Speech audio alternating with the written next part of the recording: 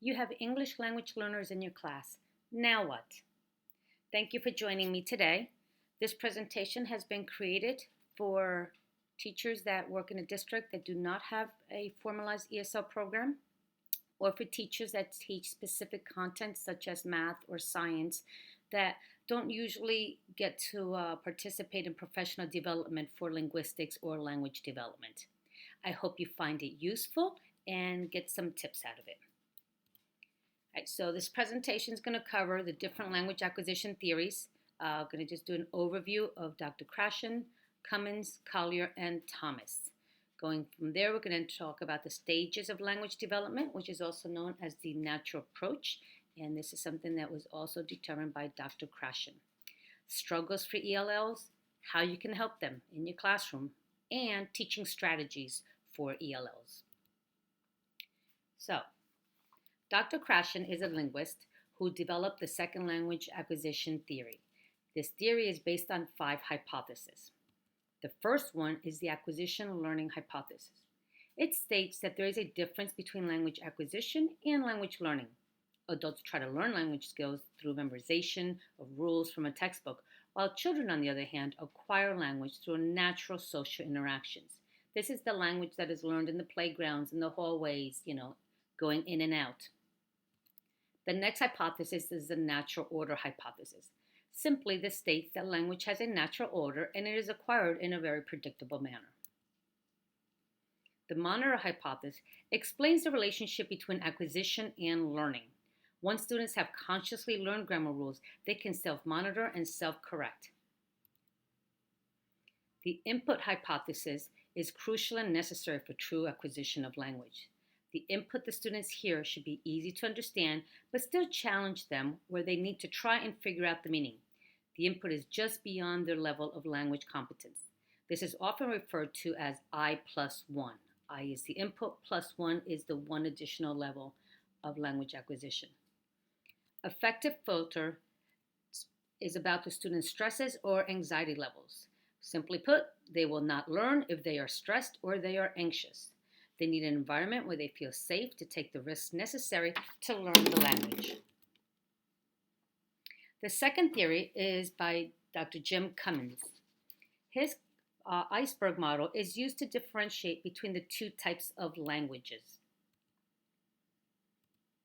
BICS, Basic Interpersonal Communication Skills, refers to language skills needed in everyday social interaction. It is a language used with friends in the playground, on the phone, etc. This language has context-embedded situations that provide nonverbal support for better understanding. Examples include visual clues, gestures, and expressions. This social language takes 1 to 2 years to develop. The second type of language is CALP, Cognitive Academic Language Proficiency. This focuses on proficiency in academic language used in the classroom in the various content areas. This is more difficult language to acquire because it is learned in a context-reduced situation in the classroom. This language takes 5 to 7 years to acquire. It is a big jump from social language to academic language.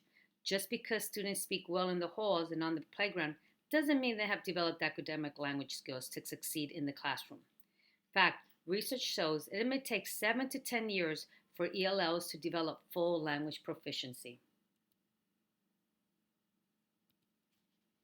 Dr. Collier and Thomas developed a PRISM model.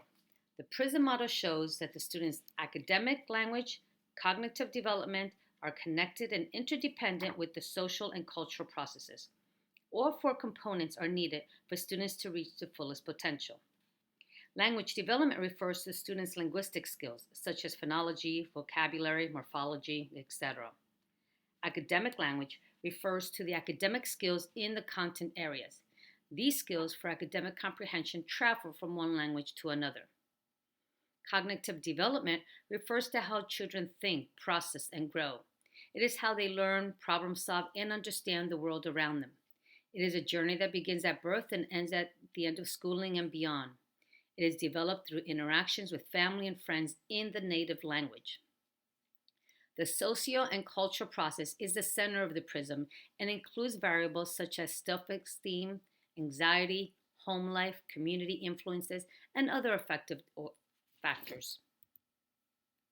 Doctors Collier and Thomas believe that proficiency in the student's first language will help them in their second language development.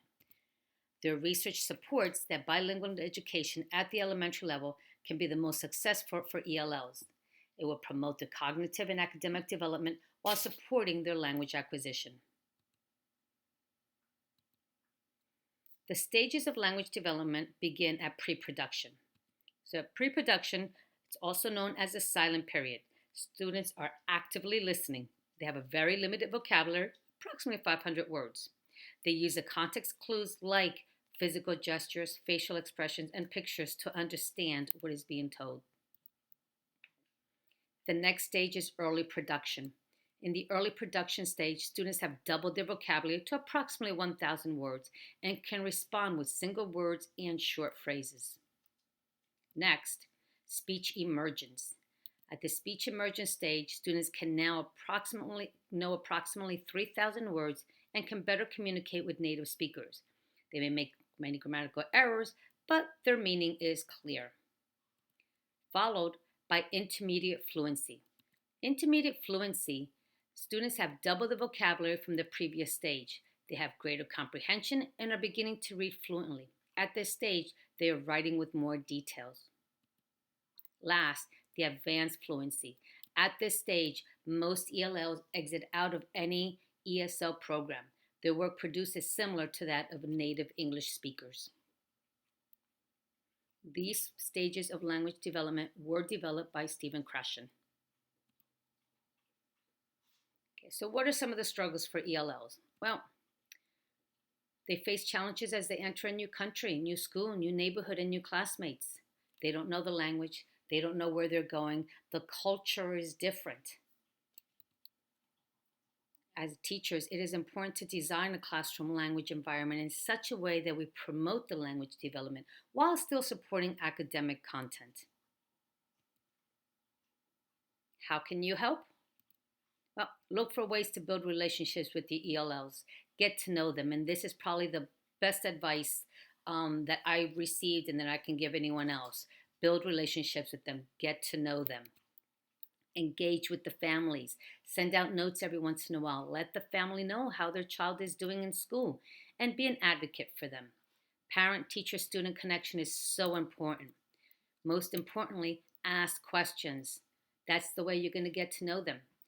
That's the way they're going to respond and they're going to use the English that they're trying to learn.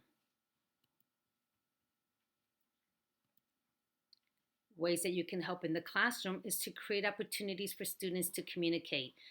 Small group work or one-to-one partners. Have the ELLs partner with a native English speaker so they can hear the language and they can learn to start to produce it. Build on their background knowledge to support comprehension. They came knowing information. This is where Collier's ideas of bilingual education are so important because you can tap into that if you can reach them in their language. If you don't know how to speak in their language, then still try to find ways to get their background knowledge to support the lesson that you're teaching. Increase opportunities for collaboration. Again, small group, one-to-one, and writing. Now with the KWL chart, you can use that to activate prior knowledge. What do you already know about the subject? Working with someone else, you're going to get them speaking, and at the same time, they are writing. So here are some strategies for teaching ELLs. Using the stages of language development, it is important to explicitly teach academic language, vocabulary, and structure. In the pre-production phase, TPR, hand gestures, facial expressions, visuals such as word walls, vocabulary cards, and tons of repetition is most beneficial for those students. The ones that are in the early production phase of speaking, they can now answer open-ended questions, even if they are with short one words or phrases. Other activities include matching and categorizing images. As they enter into speech emergence, activities include comparing pictures, story sequence, and more detailed responses for those open-ended questions. Peer collaboration, and finally, games. Games are a great way to get them involved. They have more vocabulary and will be able to engage in games a lot easier. For the intermediate fluency, more detailed writing from wordless prompts, activities that promote self reflection, the KWL chart for self monitoring are the best ways. This is the stage where you really want them writing. It's all about the writing. They can see the print and they can continue to talk. Advanced fluency, most of the students are already out of ESL programs, but if you have someone that's at this level, they are producing work that's similar to native speakers. I hope this presentation was helpful. If you have ELLs in your classroom, please review the theories of language acquisition, create lesson plans using the stages of language development, and most importantly, get to know your students. Ask them questions. Not only is it an opportunity to use English, but it's an opportunity to connect with them. I think the video coming up wraps up the struggles for ELLs, but don't worry, it has a happy ending. Thank you for joining me today.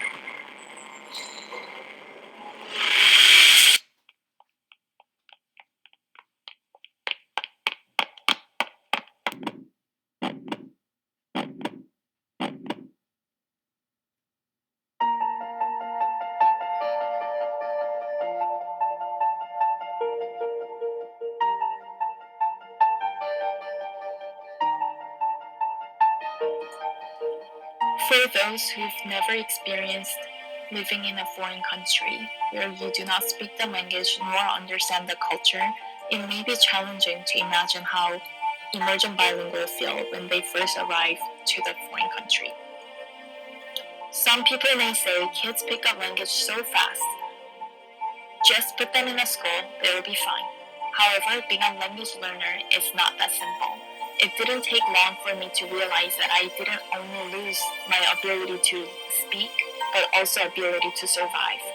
Simple things like ordering food at the school cafeteria, going to the classrooms, or even finding a bathroom was nerve-breaking. I remember classmates' glare when I spoke with a heavy accent. I remember the teachers' indifferent facial expression when I asked if I could use my electronic dictionary in class. I remember the cashier's frown when I couldn't pronounce the word vanilla right. I remember my classmates' deep sigh when I became their partners. Nobody seemed to recognize my great potential behind the label, limited English proficient student. I grew passive and withdrawn. I wanted to be invisible from everybody. I decided to wear an indifferent facial mask, which others may call it as a silent period, to protect myself from all the embarrassment and humiliations. I stayed silent for even when I supposed to speak up for myself. The process of language learning was so difficult and discouraging during my first year because I didn't see the growth in my speaking or writing, despite how much I tried. Learning English while understanding contents were so challenging that I wanted to give up every time I opened up the textbooks. Even though it was a difficult and dark period of my life, I also had some lights in the tunnel that helped me to find the path. There were several teachers who were lights in the tunnel. They helped me to find the path and they helped me to not give up.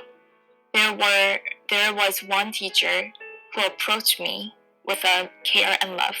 She was a math teacher and not specialized in teaching ESL. She was the one who made me realize it is not the ESL credential that makes the teacher capable to help ESLs.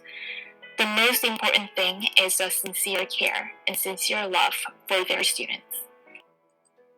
My message for teachers or whoever has emergent bilingual students, friends, or family members is that your small act of love, your small act of care can be a whole world to them.